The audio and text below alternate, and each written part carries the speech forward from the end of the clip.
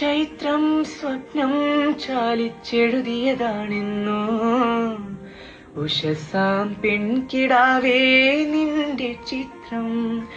ചൈത്രം സ്വപ്നം ചാലിച്ചെഴുതിയതാണെന്നോ ഉഷസാം പെൺകിടാവേ നിന്റെ ചിത്രം. ഇതുവരെ എന്തേ കണ്ടില്ല ഞാൻ കവിളത്തെ സിന്ദൂരത്തിൻ രാഗപരാഗങ്ങൾ.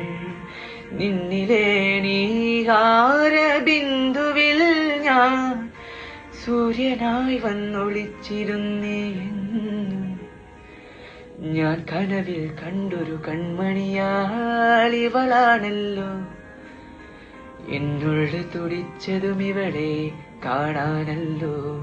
ചെറുപൂങ്കുല പോലിവളാടുമ്പോൾ മോഹം, മൃദുമൗനം പോലും സംഗീതം.